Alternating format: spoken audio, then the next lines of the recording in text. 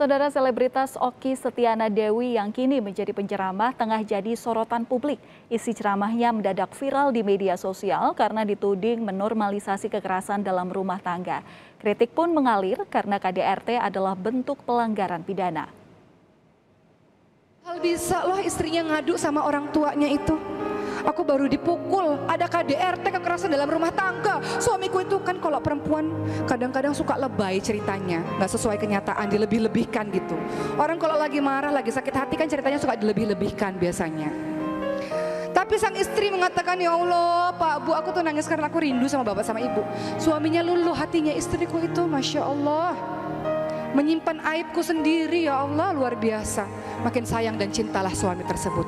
Jadi nggak perlulah cerita-cerita yang sekiranya membuat kita menjelek-jelekkan pasangan kita sendiri. Ada sebuah kisah nyata. Cuplikan video ceramah selebritas Okky Setiana Dewi yang ternyata direkam pada 2 atau 3 tahun lalu ini tiba-tiba viral di media sosial. Gara-gara isi ceramah ini, bintang film Ketika Cinta Bertasbih ini dituding menormalisasi kekerasan dalam rumah tangga, bahkan menganggapnya sebagai aib.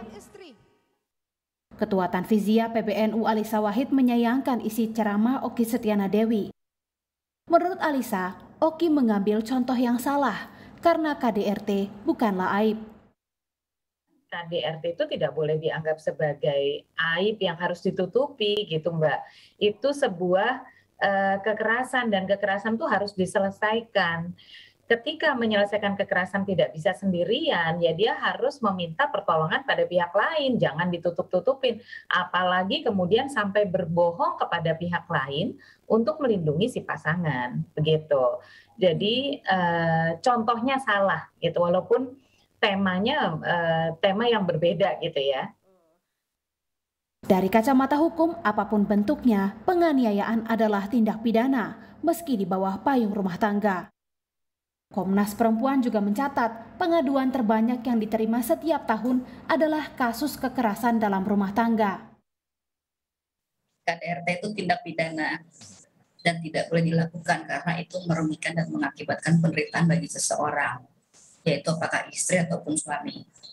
Dan karena rumah tangga itu adalah harusnya dijaga, dipelihara, maka KDRT merupakan sebuah ancaman yang serius. Tapi kalau di rumah tangga, banyak istri yang kemudian disalahkan dan kamu seharusnya bersabar dengan situasi itu. Kamu harus terima karena kamu istri.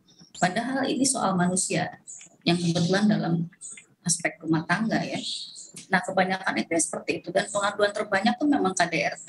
Setiap tahunnya itu paling banyak dan perceraian itu disebabkan KDRT. Ya Allah. Menurut psikolog klinis, kekerasan dalam rumah tangga tak hanya berdampak pada korban, tetapi juga dapat merusak konsep cinta pada anak-anak. Anak-anak bisa belajar bahwa meluapkan kemarahan dengan menganiaya keluarga atau orang yang disayangi adalah hal yang wajar. Pemahaman tentang kekerasan dalam rumah tangga dari sisi agama dan hukum pidana juga harus dimiliki oleh figur publik agar tak menimbulkan salah kaprah masyarakat. Orang tuh harus mampu membedakan antara mana yang aib gitu ya, mana yang bukan gitu. Bagaimana menutupi kayak itu tidak membahayakan diri itu yang perlu dipahami oleh banyak orang. Nah sayang sekali ketika hal seperti ini dinormalisasi oleh public figure gitu ya, khususnya apalagi dibungkus dengan konteks religius, ini agak sulit membuat perempuan merasa bahwa saya valid loh merasa seperti ini, saya valid merasa terintimidasi.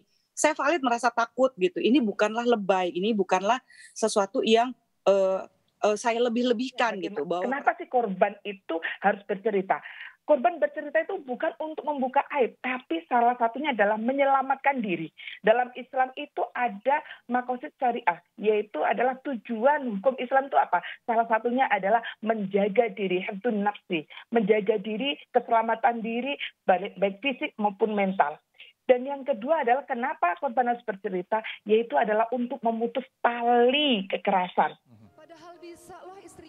Menyadari video ceramah lamanya tiba-tiba viral, Jumat 4 Februari kemarin, Okky Setiana Dewi menyampaikan permintaan maaf lewat akun Instagramnya. Okky menulis, "Terima kasih atas perhatian dan kasih sayangnya. Tentu saya sangat menolak kekerasan dalam rumah tangga.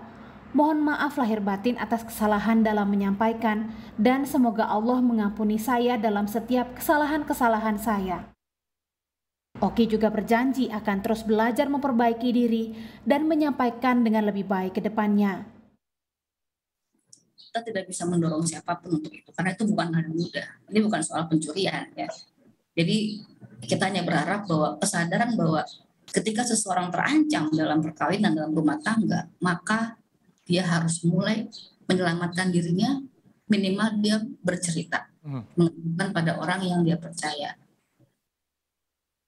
Perkara kekerasan dalam rumah tangga adalah masalah yang kompleks.